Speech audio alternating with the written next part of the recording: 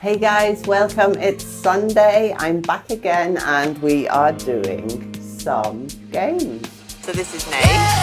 Why don't you come? Show me good news. Why don't you come? Show me good news. Why don't you come? Show me good news. Why don't you come? First, I am in the wars this week. I'm full of cold and I may have hurt my fingers. I am going to do less of me and more of the cards for good reason. And we're going to do an exercise today that is all about narrative and learning your cards in a fun way, not the usual sit down with a querent. Now, what is this good for? It's good, number one, for learning the narrative read fashion. Number two, it's a great way for learning the meanings of your cards in a wider spectrum, using your imagination, if you like. Number three, it's great for starting to learn the cards with kids. And number four, it's also a good way to introduce clients who are very respectful of a system or any kind of cards, who are worried what a card reading may bring. They may have had bad card readings in the past. This is a great way to sit down with them and explain how the cards work, or in a bubbly, non-evasive manner. So let's jump right in. I'm using the Lenormand Revolution today, and also Riders Lenormand, and of course our lovely Kipper deck. The mini decks are great for this. We're going to shuffle and we are going to set the intention to create a story using the narrative fashion. We're going to shuffle and take out 10 cards. And I apologize in advance for my bandage. We take our card pile of 10 cards and we say once upon a time, and we lay 3 cards. There was a financial conference that was causing trouble. Fish being abundance, garden being the conference or social, and trouble of our clouds coming in. We then follow on the story. A lady was attending the conference, but she was full of betrayal. She planned to see it through to the end. She was a successful lady. Ooh, another lady. And this lady sat on our snake. She was a successful lady. And her competitor sat on snake, was causing her problems, was causing her grief. Now I have 1 card left in my hand, and that is your conclusion. So now we know that 2 ladies went to a conference.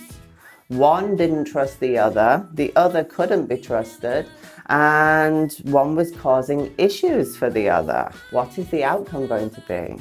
Man will steal the day.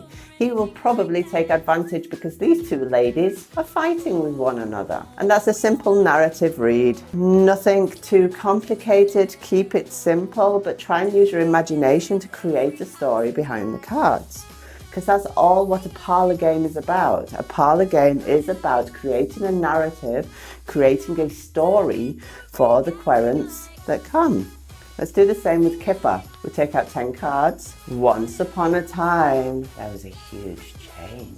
There was a huge change in fortune. There was a huge change in fortune that was ongoing and committed. Change was in the workplace. The workplace was changing. This great change in the workplace is causing concern about contracts.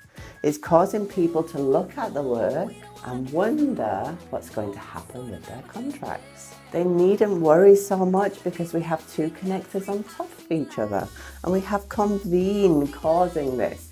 So the issue is caused by, in the workplace, these meetings is coming together, probably being told that the workplace is changing, and desire is making people want to do it more, But it's also making them think what is going to happen to their own personal contract. The company comes into play and the boss. So the company and the boss steps in and he toes the company line and he explains it's all going to be fine. It's going to be a joyous turn of change for the company. And the final card showing the outcome is again a person. It's our main character too. If this were a read for a female querent, for example, we would say that her boss has her back. She is thinking about this obviously because it's over her head, but the outcome will be stability and the boss coming in and sorting everything out.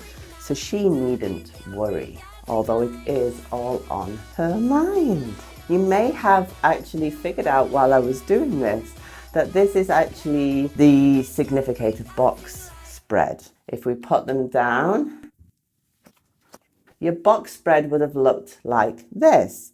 And in Kipper we do have, and Gypsy, we do have the spread where we have one card, our outcome card is turned over. And that's exactly what we've done with this. You've actually done a spread without stressing yourself out about it, without wondering where and what's connected to what and what your combinations are. You've done it already, but in a narrative and a fun fashion. So what you need to do now is take that form of reading and put it into your box spreads. It's actually that simple. Most readers overthink. So now with the rider Lenormand, let's actually try and set an intention while we do our exercise. We can still use it as a story and remain relaxed about it and not try to jump in too hard on ourselves. So 10 cards. Once upon a time, there was something dangerous, something sudden with a lady who's very important. News came in that something was wrong with the lady. And abundance, financials. I'll tell you afterwards what the intention for this is. We have tower then. An institution, garden, social, a mountain, ooh, obstacles. I'm going to leave the outcome card for when we spread it out. So there's something inherently wrong. Fox is in the center, something is wrong. Lady is causing the wrongness, she's pushing down onto the wrongness. Lady is pushing down. We can say that she is influencing this wrongness. I asked something super simple and it was Lloyd's day at school today because I know what he has at school today. So we can suggest here that there's sudden news from his teacher, Key, and lady can show something really important at school. So there's sudden lady, danger lady, something wrong with lady, danger lady, key, important. And then we have news, something wrong, and fish. He actually has maths for 2 hours this morning. We have tower showing the school itself, the institution. We have garden showing the class that he's in, and obstacles. I would suggest that his first 2 hours at school are wrong. There's something wrong with that. I'm going to check the website now to see if it changed in any way. And his outcome card for his school time today is stress. He will be stressed. It could mean here in Germany, in Bavaria, they throw what they call X's at the kids, and that means a sudden test. I know he has a German test today, which is a planned one, which is a big test, but in maths we could be seeing that either his teacher isn't there or the female teacher that does teach him math is going to throw a sudden test at them, an X today. Using the narrative form of staying relaxed while we're reading and then putting it out into a box spread, we've created already a story before the box spread is laid out. And that then you can check the combinations and everything after that, but keep it simple. Don't go freaking out about past, present, future. Stick to your box spread information. It is a future spread or a current spread unless you set an intention for the past. which I never do because I don't need to know the past. I need to know the future. And that's it. You have a lovely weekend. I have talked for longer than I wanted to, and I will see you back for some midweek motivation on Wednesday. Smell you later.